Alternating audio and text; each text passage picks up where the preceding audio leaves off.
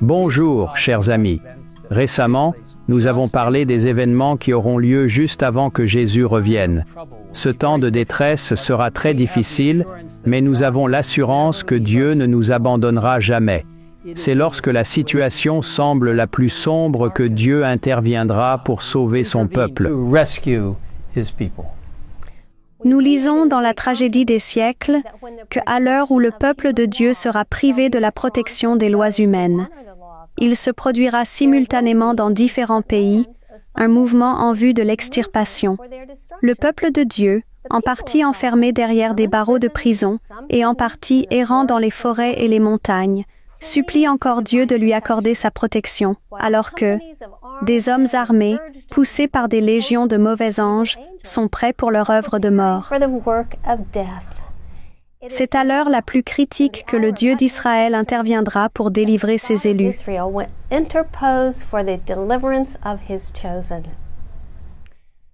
Poursuivons la lecture.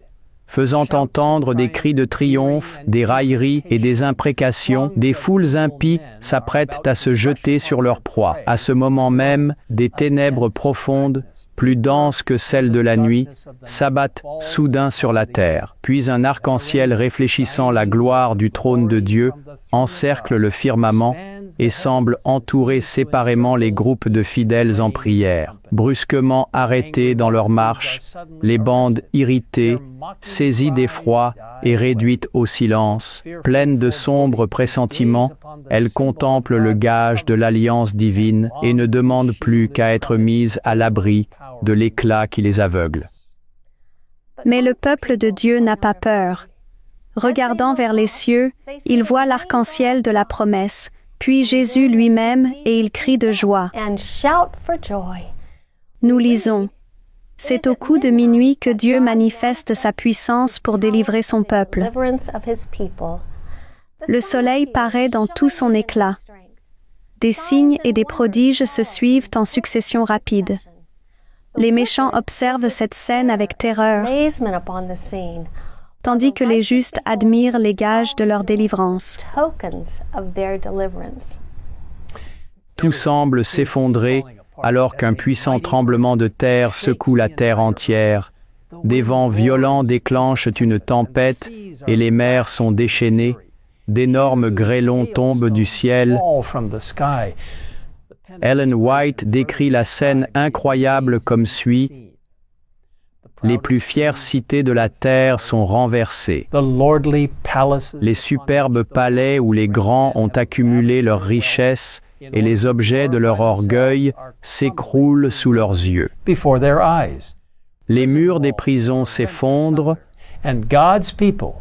rendant la liberté à leurs innocents détenus. C'est une scène extraordinaire. Les tombes sont ouvertes. On nous dit que tous ceux qui sont morts dans la foi au message du troisième ange sortent glorifiés de leur tombeau pour entendre proclamer l'alliance de paix conclue avec les fidèles observateurs de la loi de Dieu. Mais ce ne sont pas les seuls qui ressusciteront pour voir le Christ venir dans sa gloire sur les nuages. Apocalypse 1:7 déclare « Voici, il vient avec les nuées, et tout œil le verra, même ceux qui l'ont percé. »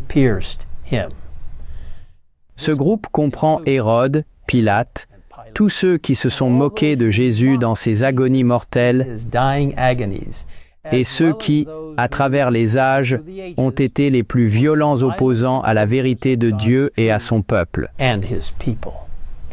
Ils ne se vantent plus et ne ridiculisent plus les disciples de Dieu. Ils sont remplis de terreur en réalisant qu'ils ont combattu Dieu, le Créateur de l'univers, et qu'ils sont maintenant perdus pour toujours. Chers amis, le sujet de la seconde venue du Christ est capital et nous continuerons à l'étudier dans notre prochaine vidéo. Mais nous ne pouvons pas terminer ce message aujourd'hui sans prendre conscience que Jésus vient bientôt. Nous sommes vraiment à l'aube de l'éternité. Si vous n'avez pas encore l'assurance que le Christ est votre Sauveur, je vous invite à lui donner votre cœur maintenant alors que nous prions ensemble.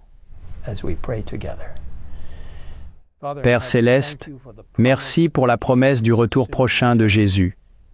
Merci pour la promesse que tu protégeras et prendras soin de ton peuple dans les situations les plus sombres. Nous nous appuyons entièrement sur toi car, de nous-mêmes, nous ne pouvons rien faire. Mais en nous appuyant sur le Christ, nous avons l'assurance, la foi et l'espérance qui nous porteront même à travers les périodes les plus périlleuses. Maintenant, Seigneur, s'il y a quelqu'un qui a besoin d'accepter Jésus en ce moment même, touche son cœur pour qu'il se tourne totalement vers toi.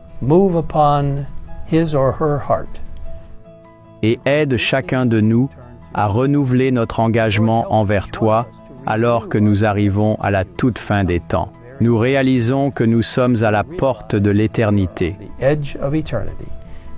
Merci pour la promesse du retour prochain de Jésus. Au nom du Christ, Amen. Amen.